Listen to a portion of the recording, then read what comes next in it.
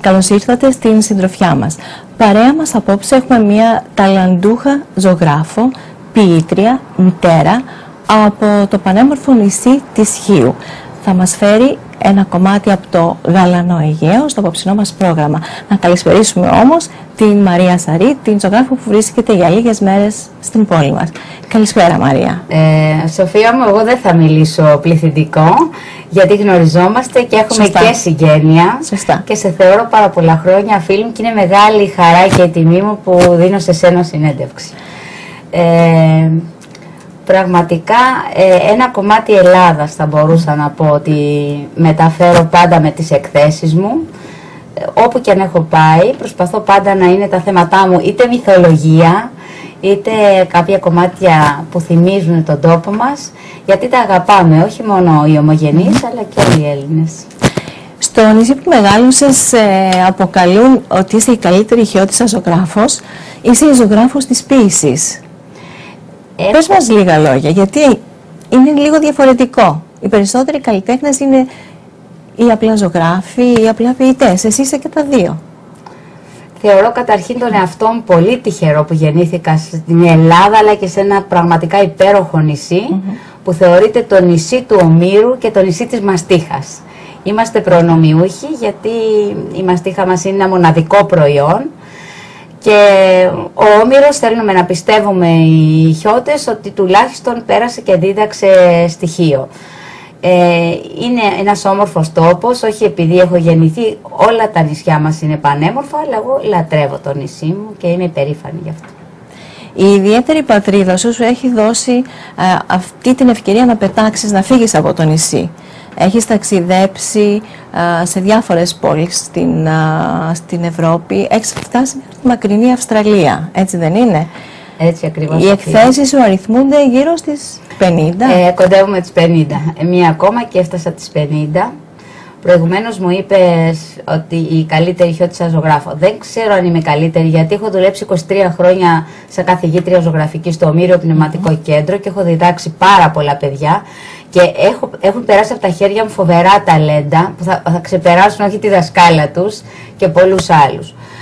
Αλλά πιστεύω ότι είμαι μια γυναίκα που προσπάθησα πάρα πολύ, αγωνίστηκα, τίποτα δεν μου χαρίστηκε. Σωστά. Γιατί όπως είπες και μια γυναίκα που έχει 5 παιδιά και τα μεγάλωσα μόνη μου τα παιδιά μου, με πολύ αγάπη. Με πολύ αγάπη και πολύ στοργή. Με πολύ αγάπη και πολύ στοργή. Τώρα, ναι, έχω εκθέσει σε πάρα πολλές ευρωπαϊκές χώρες και έχω τιμηθεί με κάποια βραβεία. Και έχω εκθέσει και στην Αφρική, έχω εκθέσει και Ασία και σε διάφορα μέρη. Αυτά τα βραβεία στην Αυστραλία δεν είναι μόνο βραβεία ζωγραφικής, είναι και διπλά βραβεία ζωγραφικής και ποίησης, έτσι δεν είναι? Και σαν ποιήτρια και στους Δελφούς βραβεύτηκα και στο Johannesburg. Μπορώ να πω, με έχουν ονομάσει αυτό ζωγράφος της ποίησης και η ποιήτρια της ζωγραφικής. Γιατί και γράφοντας δικά μου ποίηματα προσπαθώ να τα ζωγραφίσω, αλλά και άλλων ποιητών. Και οι ποιητές πολλές φορές βλέποντας τα έργα μου ζωγραφίζουν εκείνοι. Αν θέλει μπορείς να δείξεις το λευκομά μου και... Ναι, είναι ένα βιβλίο που καταρχάς κυκλοφόρησε γύρω στα 2000, ναι. Αλλά είναι μια αναδρομή τόσο της δουλειάς σου, των βραβείων, των έργων που έχεις κάνει, ναι, τα διαφορετικά έργα, τις επισκέψεις και βέβαια είναι και η ποίηση κάπου προς το τέλος, έτσι. Όλα τα έργα. Θέλεις να μας πας ένα ποίημα και να μας ξεναγήσεις ποιητικά? Ασφαλώς. Όπως σας είπα, είτε γράφω εγώ για τα έργα μου, είτε οι ποιητές. Θα σας πω ένα απ' έξω, χωρίς να το διαβάσω, που έχω γράψει για τα παιδιά μου, γιατί ζωγραφίζω πάρα πολύ παιδιά. Να δείξουμε στην κάμερα. Το ένα από τα δύο παιδιά εδώ, έχω πάρει και πρώτο πανελλήνιο βραβείο. Στα Παναθήνια 2000 και θα σας το διαβάσω, θα σας το πω απ' έξω. Είναι ένα πολύ όμορφο ποίημα που έγραψα ιδιαίτερα για την Ανούλα, τη μοναχοκόρη μου, γιατί έχω 4 αγόρια, όπως ξέρει Σοφία, και μία κόρη.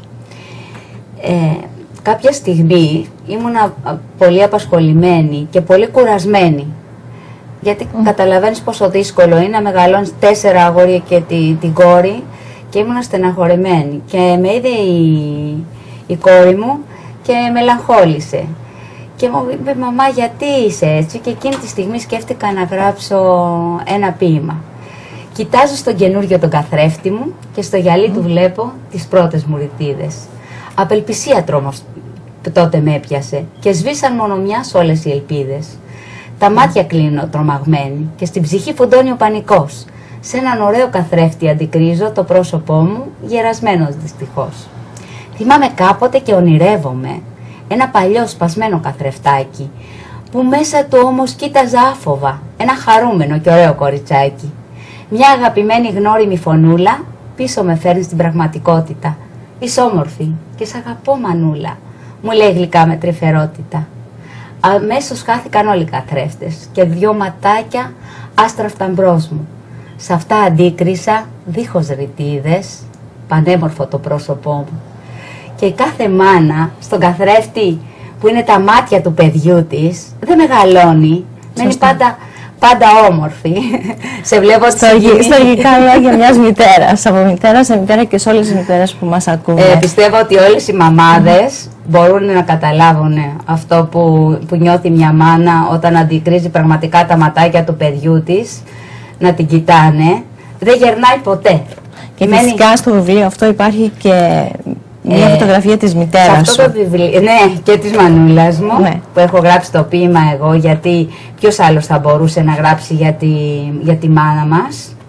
Και γνωρίζει πάρα πολύ καλά και την αδερφή μου. Να πούμε ότι η οικογένεια έχει 2 ταλαντούχες γυναίκες. Την Μαρία αλλά και την Σούλα, την αδερφή της, η οποία ασχολείται με τα Μουράνο. Τύφανης και τα Μουράνο, ναι, κάνει πολύ ωραία καλλιτεχνική δουλειά, και ο γιος της. Και ο γιος της. Επομένως, οπότε βλέπετε όλη η οικογένεια έχει μια καλλιτεχνική κλίση. Ακόμα και τα παιδιά μου, όταν τα παιδιά βλέπουν τους γονείς, νομίζω ότι κάποια στιγμή θα τους μιμηθούν. Τους εμπνέεις. Ναι. Είναι πολύ σημαντικό. Εδώ βλέπετε τη μαμά μου και τον μπαμπά μου, που καμάρωναν αυτοί για μένα και καμαρώνω και εγώ, η μανούλα μου, ακόμα μαζί, και είναι ένας άνθρωπος ακόμα χαρούμενος και ζωντανός. Λοιπόν, να διαβάσουμε ένα ποίημα. Είναι ενός εξαιρετικού ποιητή, του κυρίου Ευάγγελου Παραμερίτη. Συνεργαστήκαμε πάρα πολλά χρόνια. Και σε αυτό το λεύκομα συμμετέχουν 25 ποιητές. Έτυχε και ανοίξαμε το βιβλίο. Το ποίημα είναι πολύ σημαντικό να το διαβάσεις και να μπαίνει στην ψυχή σου για να μπορείς να το νιώσεις. Είναι πολύ δύσκολη η δουλειά να μπει στην ψυχή του ποιητή ή της ποιήτριας και να το αποδώσεις. Λέει ο ποιητής λοιπόν: τα μάτια σου τραγούδια μελαγχολικά μου τραγουδούνε. Τα χείλη σου καστρόπορτα εφτασφράγιστη προσμένει το φιλί να την ανοίξει. Η σκέψη σου πουλιά που συμπορεύονται το χτύπο της καρδιάς μου. Το αίμα γοργό ποτάμι τρέχει στις φλέβες του κορνιού. Μα φαίνεται σταμάτησε για σένα νέο χρόνος. Αν μιλήσεις, τα γλυκόλαλα πουλιά θα σταματήσουν. Αν γελάσεις, νέος ήλιος θα φανεί στον ουρανό. Αν αγγίξεις τα κλαδιά, θα πλημμυρίσουν λουλούδια και η πλάση ευωδιά. Αν, να ξέρεις πόσα αν προσμένουν ένα ανέμμα σου για να μπορέσουν να βρουν νόημα να υπάρξουν. Υπέροχο. Αυτό θα στο αφιερώσω, γιατί γνωριζόμαστε τόσα πολλά χρόνια και σε θεωρώ αγαπημένη φίλη. Και εγώ το ίδιο.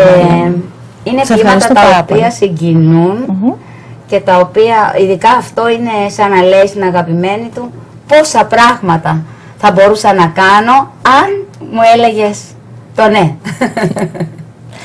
Εκτός από την ποίηση που σε εμπνέει, ποια άλλα στοιχεία σε εμπνέουν στη δουλειά σου? Γιατί κάνεις πολλές διαφορετικές ενότητες, χρησιμοποιείς πολλά διαφορετικά είδη.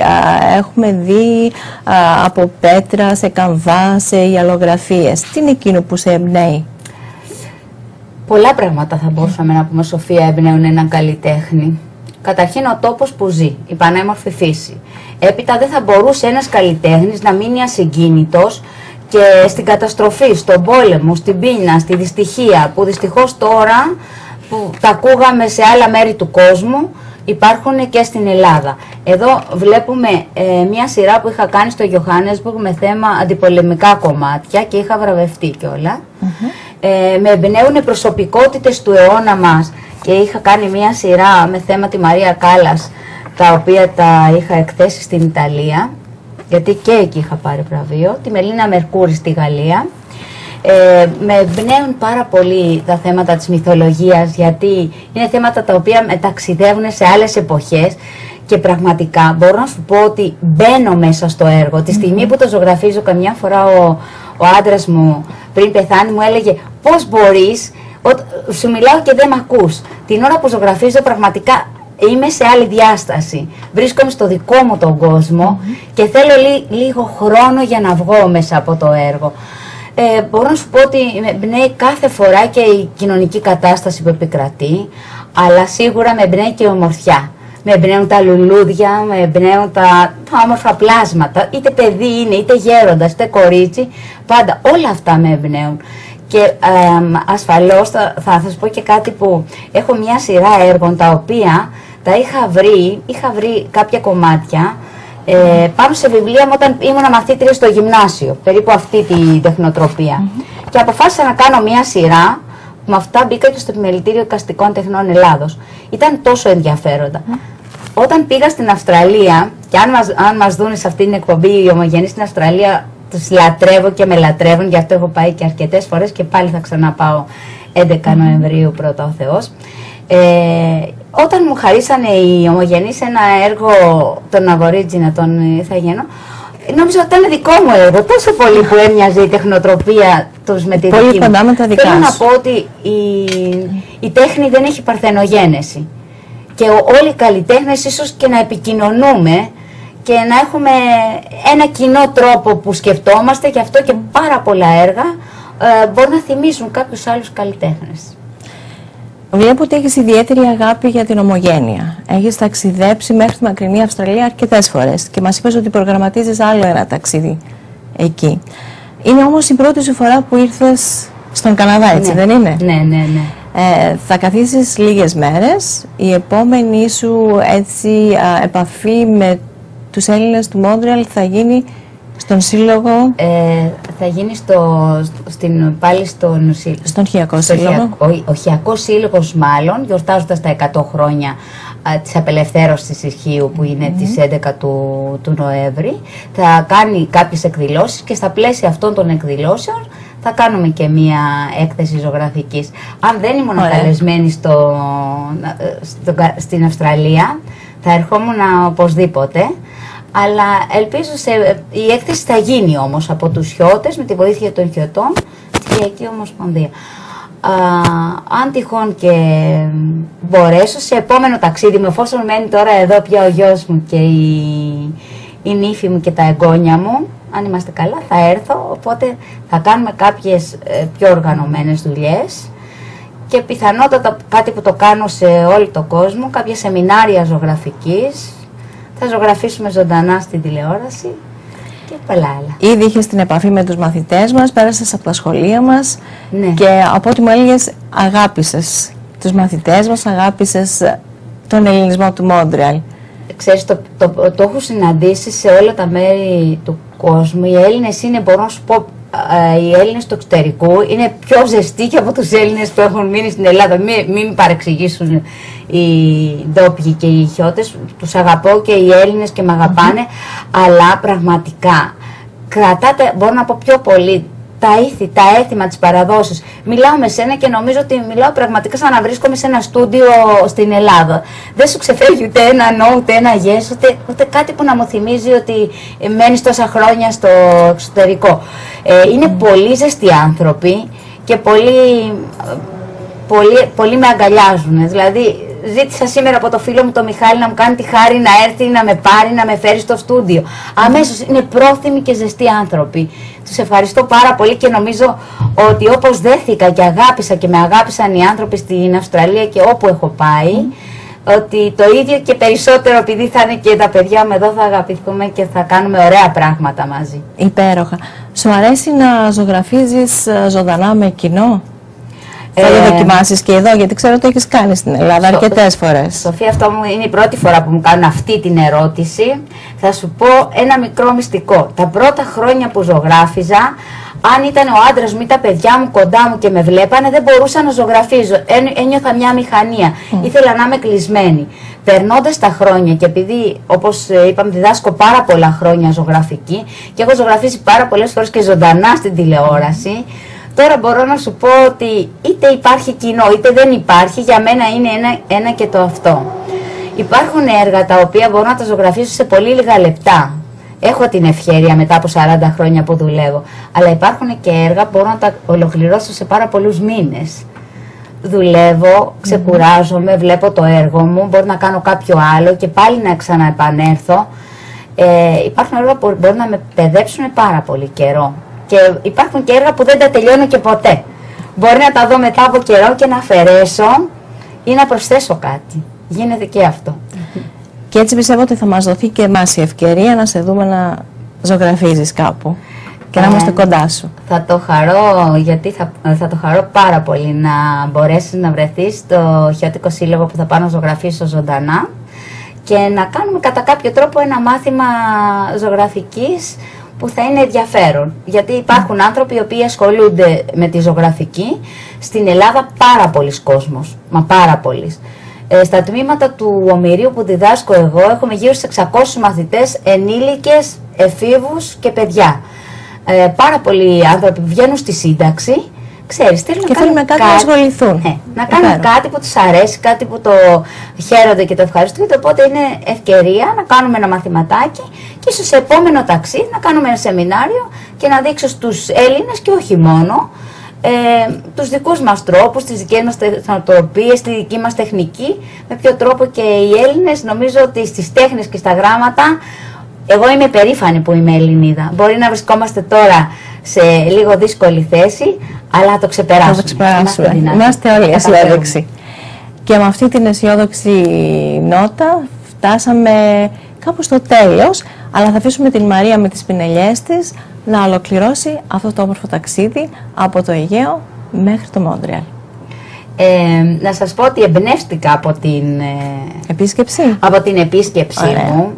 Ήταν κάποια κτίρια που με ενδιέφεραν πάρα πολύ, αλλά και έχετε απίστευτη φύση και θα ήθελα να δω τα ίδια τοπία, τα ίδια σπίτια, τις ίδιες περιοχές, πώς είναι το φθινόπωρο, πώς είναι το χειμώνα, πώς είναι μια άλλη εποχή το καλοκαίρι, και θα επισκεφτώ πραγματικά, μόνο να είμαστε καλά, τον Καναδά, και θα κάνω μια ολόκληρη σειρά εμπνεόμενη από τα τοπία του Καναδά και θα τα δείξω όχι μόνο στην Ελλάδα, θα προσπαθήσω και εκτός.